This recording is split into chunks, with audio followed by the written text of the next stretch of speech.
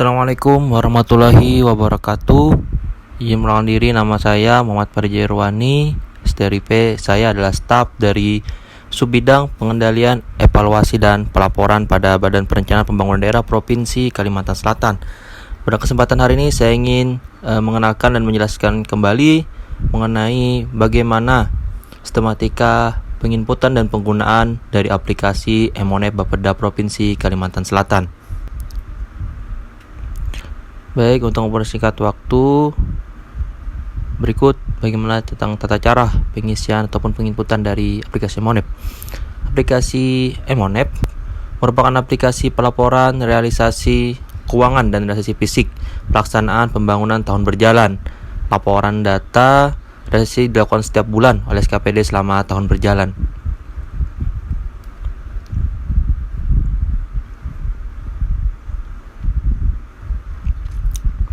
Adapun tampilan awal saat melaksanakan login daripada aplikasi Emonep, ada dua user yang akan dibagikan kepada masing-masing SKPD secara jalur pribadi, yaitu user operator dan juga user pimpinan.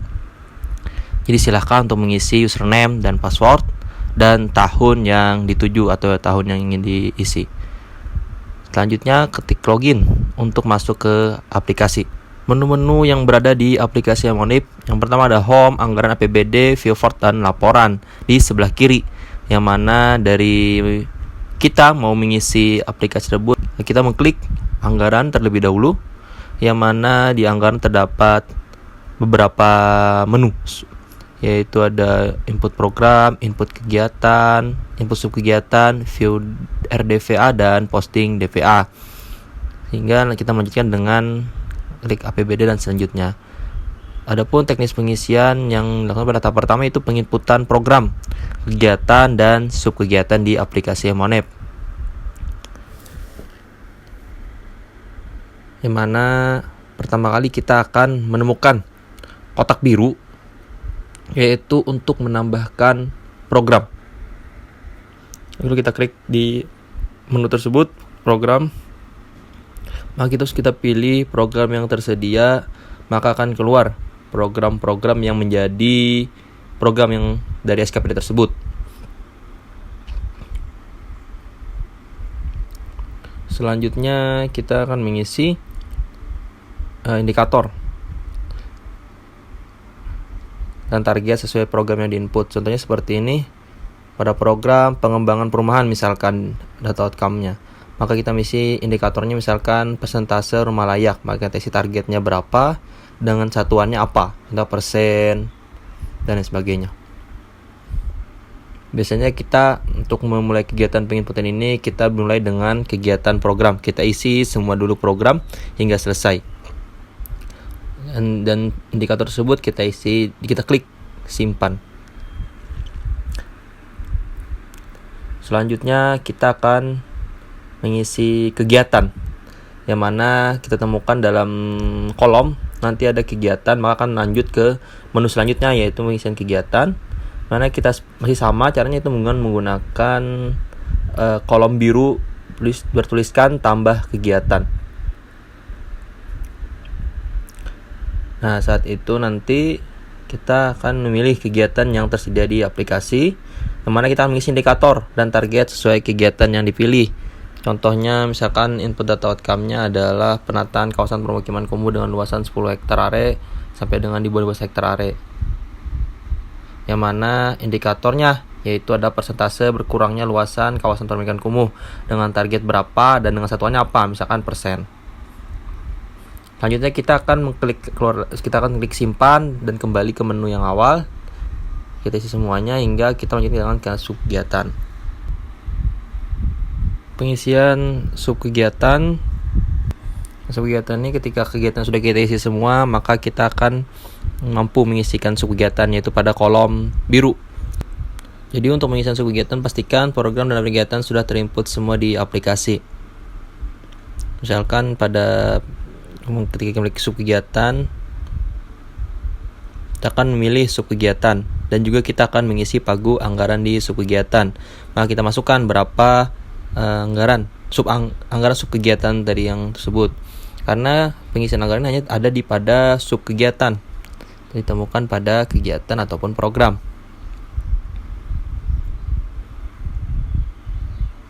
Hingga selanjutnya kita ke view DVA, yang mana di view DVA ini kita melihat hasil keseluruhan dari program, kegiatan hingga sub kegiatan, dan juga pagu indikator. Jadi pada intinya ini adalah melihat hasil data keseluruhan, yang mana dari hasil yang kita view DVA ini kita harus melihat apakah sudah terjadi kesesuaian antara yang ada di sini dan yang ingin kita isi. Dan kita juga harus melihat pagu SKPD-nya. Ini kita melihat DVA-nya. Selanjutnya kita membuka posting data, yang mana saat ini memiliki beberapa tahapan pilihan sesuai tahapan APBD yang sedang berjalan. Misalkan kita memilih untuk APBD murni ataupun PD pergeseran dan lain sebagainya, yang mana kita terlebih dahulu mengisi di sebelah kiri pada form info DVA. Nah, kita isi dulu SKPD-nya apa, misalkan Dinas Pendidikan ataupun Badan Perencanaan Pembangunan Daerah. Nah, baru kita isi tanggal DPA, yang mana tanggal DPA ini adalah tanggal yang sesuai dengan tanda tangan DP yang ada di bawah biasanya. Dan keterangan itu ditulis apakah misalkan APBD perubahan dan lain sebagainya, hingga lalu kita klik simpan.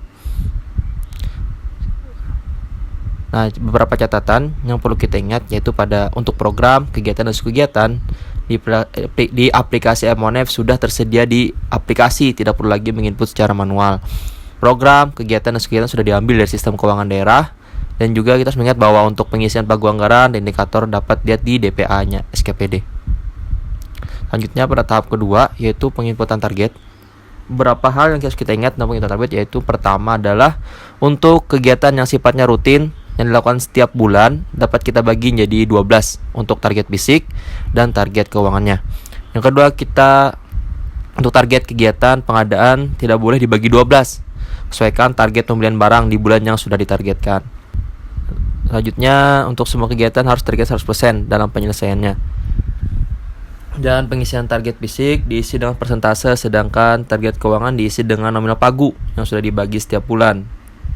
Dan yang terakhir itu pengisian target keuangan dan target fisik bersifat kumulatif, artinya tidak bersifat parsial, yaitu bertambah di setiap bulannya dan tidak berkurang. Minimal sama. Ini ada contoh target untuk kegiatan rutin kantor. Contohnya misalkan penyediaan bahan logistik kantor, mana kita tentukan pagu anggaran. Nah, kita bagi itu fisiknya menjadi 12 dan juga keuangan jadi 12. Kalau keuangan bisa disesuaikan dan tidak harus dibagi 12 karena pada umumnya pada bulan Januari dan Februari itu belum ada realisasi untuk target keuangan. Jadi bisa dikosongkan saja di bulan Januari dan Februari misalkan. Dan itu tidak menjadi masalah. Untuk target bulan selanjutnya disesuaikan. Jadi tidak perlu kita melakukan pemaksaan. Misalkan tidak ada realisasi di bulan Januari, lalu kita targetkan berapa misalkan yang keluar. Kecuali fisik, karena fisik itu kan kita sudah memulai perencanaan dan lain sebagainya.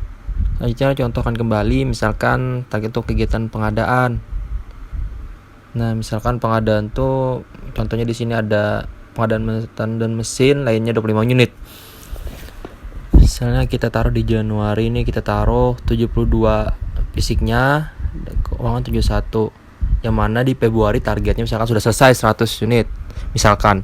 Nah, maka kita isi disesuaikan dengan volume. Dan di bulan selanjutnya yang sudah terjadi sudah 100% juga akan diisi sesuai dengan bulan yang sudah selesai tersebut, misalkan sudah 100%. Jadi di bulan Maret hingga Desember tetap diisi sama 100%. Disesuaikan dengan pagu anggaran yang ada di atas atau ditargetkan.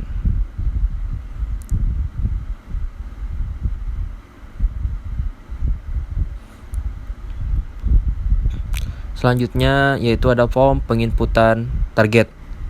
Untuk pengisian target fisik dan target keuangan dapat disesuaikan dengan kegiatan yang telah direncanakan atau diagendakan. Misalkan kita isi target basicnya 72,72, target keuangan 71,67 dan pagunya sekian. Maka ini akan menjadi target. Target keuangan dan target basic diisi secara kumulatif. Selanjutnya target keuangan atau target basic tidak boleh lebih kecil pada bulan sebelumnya. Selanjutnya kita melihat pada sub kegiatan dan mengisi target tersebut.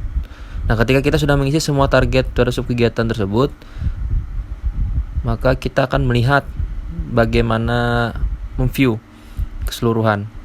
Nah, sebelum kita mengklik selesai input target, maka kita harus pastikan dulu pagu anggaran, bobotnya, fisiknya, serta keuangan. Yang mana semuanya harus 100% fisik dan keuangan. Dan kita harus melihat bagaimana kesesuaian antara pagu anggaran, bobot, sasaran fisik, dan keuangan 100%. Jika ada kesalahan, maka beberapa harus diperbaiki di capaian target tersebut. Dan jika sudah yakin, maka boleh diklik selesai input target. Nah, jika sudah selesai input target tersebut, maka tidak bisa melakukan pengeditan kecuali permintaan untuk pengeditan yang telah disediakan pada menu di sebelah kiri, yaitu menu helpdesk di bagian bawah, atau menghubungi admin dari Bapeda.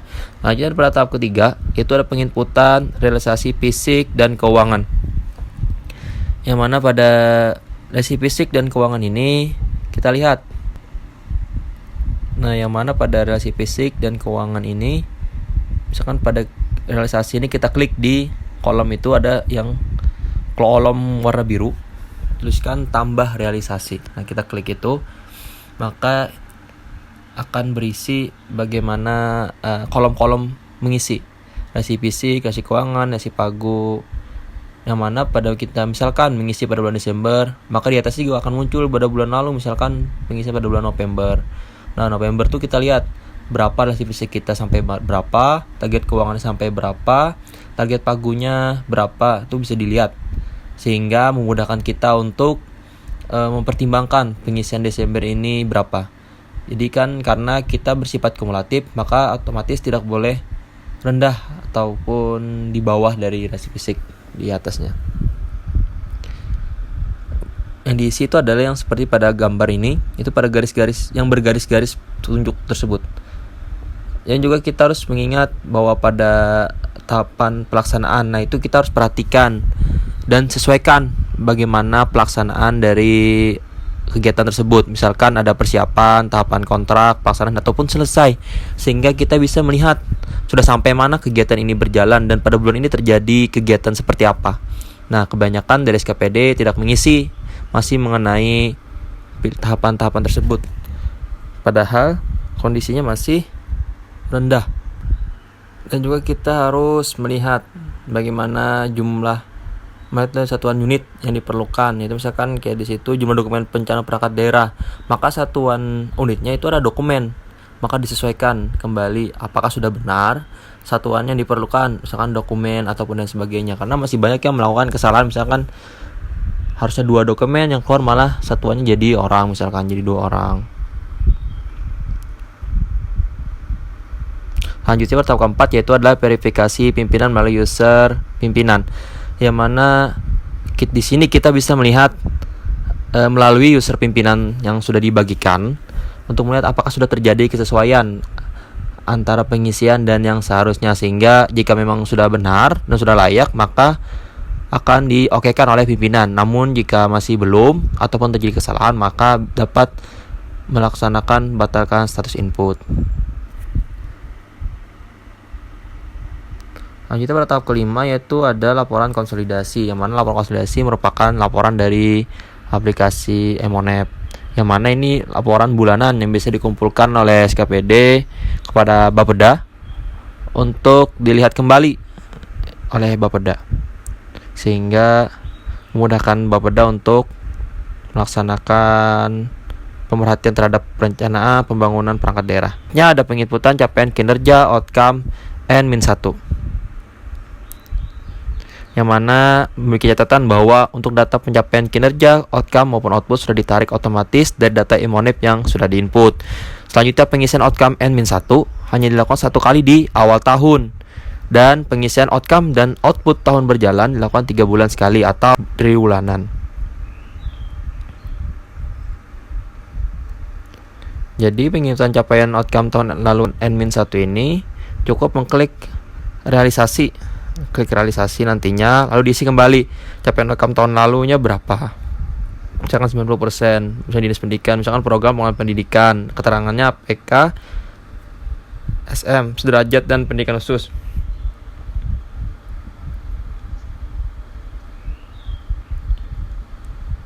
Teman-teman input data yang telah selesai. Kita lihat.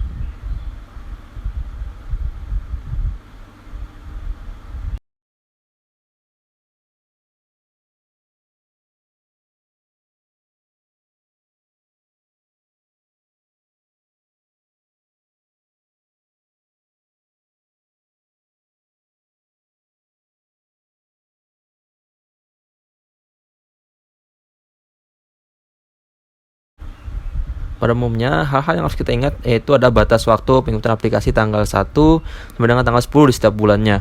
Selanjutnya batas waktu pengiriman fill out ke Bapeda dengan tanda tangan kepala tanggal 15 sampai dengan 20 di setiap bulannya. Selanjutnya, verifikasi laporan SKPD dilaksanakan admin Bapeda mulai tanggal 21 sampai 29 di setiap bulannya.